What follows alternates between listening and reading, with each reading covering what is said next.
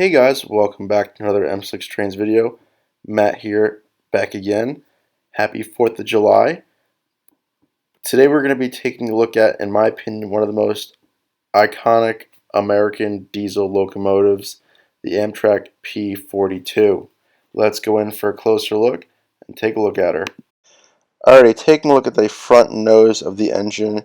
On the bottom you can see a separately applied snowplow. It is plastic, unfortunately. I think back in the day, MTH used to make them from metal, but I think they might have, to cut costs a little bit, made them plastic now, which is kind of sad, but it is what it is.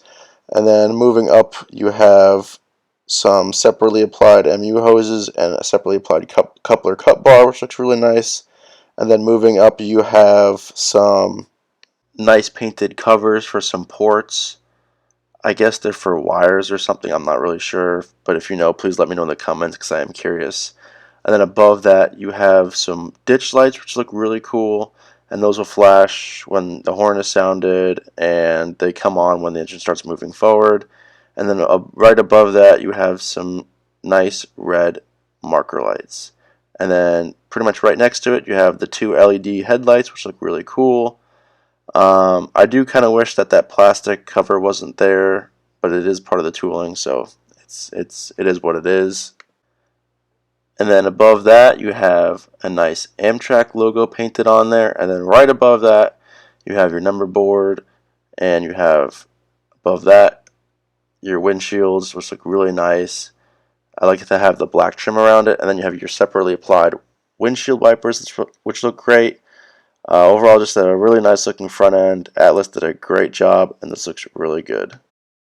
Moving on to the side of the front of the cab, you have a separately applied windscreen or wind deflector, along with your side windows.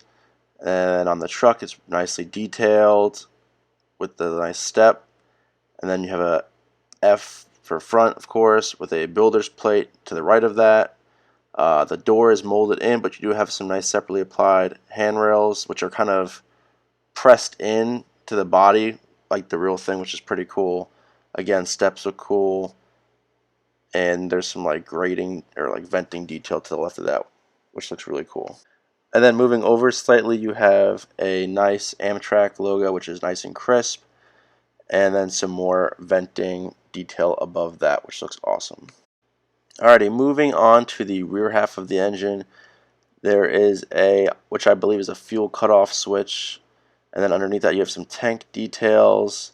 Then moving down you see the rear truck, which looks very nice, and some more details underneath. And then above the truck you have some more venting details, the number painted on the side, which looks really cool. Again, another molded in door with separately applied handrails, and then you have some step detail as well. Moving on to the back of the engine here, you can kind of get a better glance of all the details of the hoses and ports and all that stuff, coupler cut bar on the rear pilot area. And then above that you have a molded in door, some sand filler caps above the door, and then you have some number boards which actually light up blue, which is really cool. I don't know if that's per the prototype, but either way it looks really cool lit up. And then you have some red marker lights next to the rear reverse lights. And yeah, just a really nice looking rear end. Alright, moving on to the top of the engine here, toward the cab side first. We have a lot of nice antenna details up top, and Atlas added those recently. That is not part of the old MTH tooling.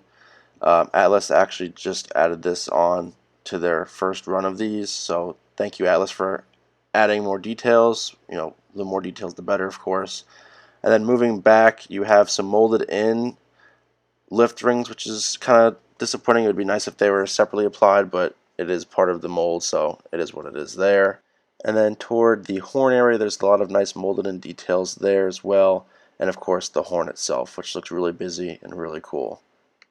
Moving on to the rear of the engine, there's not really much going on here. You have your exhaust stack and your fan, which is not all that exciting, but the fan does spin if you blow on it, which is pretty cool, and it is pretty satisfying to do so.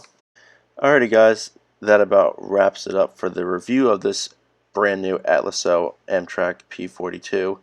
They did a great job picking up where MTH left off with this tooling, and it looks fantastic. I'm very happy with it.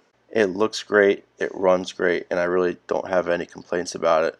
I'm so glad I have one of these in my collection now, and it's just an amazing engine. So without further ado, let's run it around and see how it sounds. But before we do, I just wanted to say thank you so much for watching. Don't forget to like, comment, and subscribe, and I hope you all have a safe and happy 4th of July. Take care and enjoy the video.